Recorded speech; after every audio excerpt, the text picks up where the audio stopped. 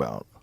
And right now, what I'm interested in thinking and talking about is that this is a very bizarre disconnect between the people in this country and why we tend to join groups and decide that the people in the other group are the bad people and we're the good people and we're going to stop the bad people and this is going to be great for everybody. Like, slow the fuck down, everybody. This is what I'm thinking about today, because I've never been more concerned that we could be in a fucking nuclear war in my life than right now. I've never been more concerned about whatever the fuck is going on with Russia and Ukraine spilling over into the United States and causing chaos for everyone on the planet and death and destruction beyond our imagination.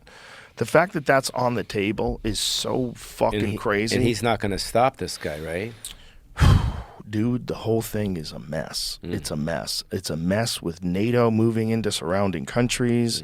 It's a mess where, Russia invades Ukraine. It's horrible. Is it just good. About real estate? It's about many things. I'm not the person to talk to you about this. If you want to listen to Dave Smith talk about it, he's very, very knowledgeable, and he can explain in detail how NATO started violating some sort of an agreement, and they were moving their arms closer to where Russia is, and people had specifically said that they were trying to get Ukraine to join NATO. And if Ukraine joined NATO, that would be at the border of Russia, an armed force of the whole world.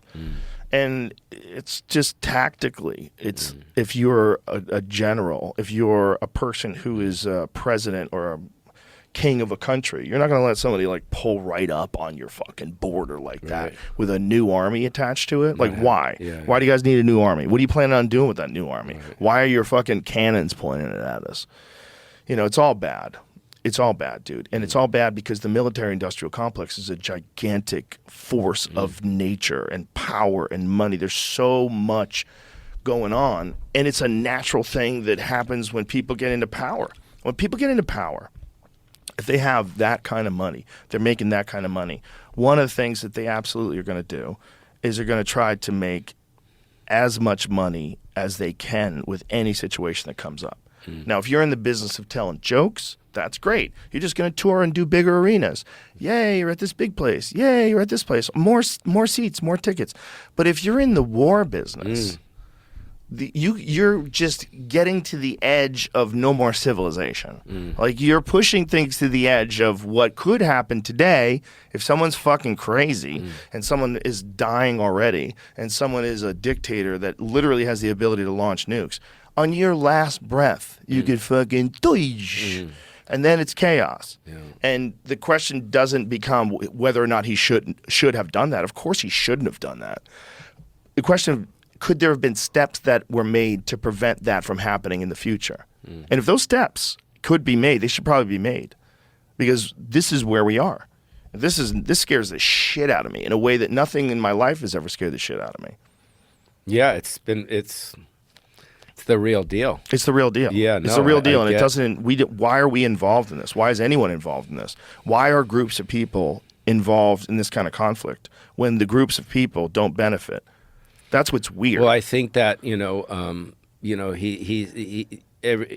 we as Americans, from my feeling is that we see these poor people get killed, and we don't want to have our guys, like Afghanistan go in there, but here's some weapons because we feel bad for all your innocent people that are dying. So you guys figure it out. That's a great way to look at it. Right? Yeah, that's a positive way to look at it. If you wanted to positively support the that's sending money and weapons that's to Ukraine, America. That's what he would say. I think that Putin knew that going into it. He goes, we're gonna do this, and I know America is going to give these guys money, and it's going to fuck up their economy.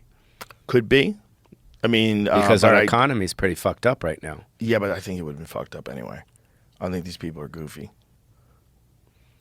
I think it's really hard to run a country, and most people aren't very good at it. Just how it goes. There's very few people that are actually good at it, and it's very clear that this country is being run by a bunch of people other than just the president.